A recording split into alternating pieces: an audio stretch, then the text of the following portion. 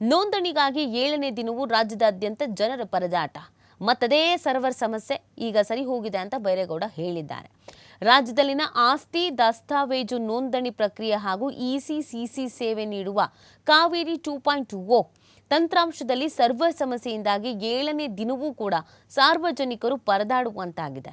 ಕಳೆದ ಒಂದು ವಾರದಿಂದ ಇದ್ದ ಸರ್ವರ್ ಸಮಸ್ಯೆ ಬುಧವಾರವೂ ಕೂಡ ಮುಂದುವರೆದಿದ್ದು, ಬೆಳಗ್ಗೆಯೂ ಕಾವೇರಿ 2.0 ತಂತ್ರಾಂಶದ ನಾಗರಿಕರ ಲಾಗಿನ್ ದೊರಕಿಕೊಂಡಿಲ್ಲ. ಉಪ ನೋಂದಣಾಧಿಕಾರಿಗಳ ಲಾಗಿನ್ ತೆರೆದುಕೊಂಡಿದ್ರು ತಾಂತ್ರಿಕ ಸಮಸ್ಯೆ ಮುಂದುವರೆದಿದ್ದರಿಂದ ಗೊಂದಲಗಳಿಗೆ ಇನ್ನೂ ಕೂಡ ಮುಕ್ತಿ ಅನ್ನೋದು ಸಿಕ್ಕಿಲ್ಲ ಅಂತ ತಿಳಿದು ಬಂದಿದೆ. ಆದರೆ ಸಂಜೆ ವೇಳೆಗೆ ಪತ್ರಿಕಾ ಹೇಳಿಕೆ ಬಿಡುಗಡೆ ಮಾಡಿರುವ ಕಂದಾಯ ಸಚಿವ ಕೃಷ್ಣ ಬೈರೇಗೌಡ ಅವರು ಸಮಸ್ಯೆಗೆ ತುತ್ತಾಗಿದ್ದ ಕಾವೇರಿ 2.0 ತಂತ್ರಾಂಶವನ್ನೀಗ ಪುನಃಸ್ಥಾಪಿಸಲಾಗಿದೆ ಅಂತ ಹೇಳಿದ್ದಾರೆ. ಎಲ್ಲ ಸರಿ ಹೋಗುತ್ತೆ ಅಂತ ಅವರು ಭರವಸೆಯನ್ನ ಕೊಟ್ಟಿರೋದು, ಅಭಿಪ್ರಾಯವನ್ನ ವ್ಯಕ್ತಪಡಿಸಿರೋದು.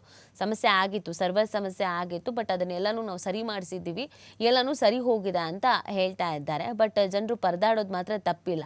ಸೊ ಆದಷ್ಟು ಬೇಗ ಇದಕ್ಕೊಂದು ಮುಕ್ತಿ ಆಡಬೇಕು ಅಂತ ಕೇಳ್ಕೊಳ್ತಾ ಇದ್ದಾರೆ. ನಾವು ಎಷ್ಟು ದಿನ ಅಂತ ಹೋಗೋದು ಬರೋದು, ಯಾವಾಗ ನೋಡಿದ್ರು ಸರ್ವರ್ ಡೌನು, ಸರ್ವರ್ ಸರಿ ಇಲ್ಲ, ಸರ್ವರ್ ಸಮಸ್ಯೆ ಆಗಿದೆ ಅಂತಂದರೆ ತೀರಾ ಕಷ್ಟ ಆಗುತ್ತೆ.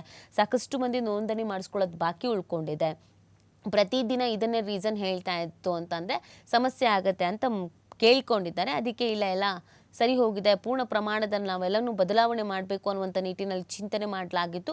ಫೈನಲಿ ಅದೆಲ್ಲ ಬದಲಾವಣೆ ಆಗಿದೆ, ಯಾವುದೇ ರೀತಿಯಾದಂಥ ಸಮಸ್ಯೆ ಆಗಲ್ಲ ಅಂತ ಅವರ ಅಭಿಪ್ರಾಯ ವ್ಯಕ್ತಪಡಿಸಿದ್ದಾರೆ. DDoS ಸಮಸ್ಯೆ ಎದುರಾಗಿದೆ. ಅಧಿಕಾರಿಗಳ ಪ್ರಕಾರ DDoS ದಾಳಿಯಿಂದ ಸಮಸ್ಯೆ ಆಗಿದೆ. ಡಿಸ್ಟ್ರಿಬ್ಯೂಟಿಂಗ್ ಡಿನಿಯಲ್ಸ್ ಆಫ್ ಸರ್ವಿಸಸ್ ಅಟ್ಯಾಕಿನಿಂದಾಗಿ DDoS ಸಾರ್ವಜನಿಕರು ಹಾಗೂ ಉಪ ನೋಂದಣಾಧಿಕಾರಿಗಳು ಲಾಗಿನ್ ಆಗೋಕ್ಕೆ ಸಮಸ್ಯೆ ಆಗ್ತಾ ಇತ್ತು. ಏನೋ ಸಮಸ್ಯೆ ಆಗಿತ್ತಂತೆ, ಹಾಗಾಗಿ ಲಾಗಿನ್ ಆಗೋದಕ್ಕೆ ಆಗ್ತಾ ಇರಲಿಲ್ಲ. ಅದನ್ನು ಹೊರತುಪಡಿಸಿದ್ರೆ ಎಲ್ಲನೂ ಸರಿ ಹೋಗುತ್ತೆ, ಆದಷ್ಟು ಬೇಗ ಸರಿ ಮಾಡಿಕೊಡ್ತೀವಿ ಅಂತ ಹೇಳಿದ್ದಾರೆ. ನೋಡೋಣ ಯಾವಾಗ ಸರಿ ಆಗತ್ತೆ ಅಂತ.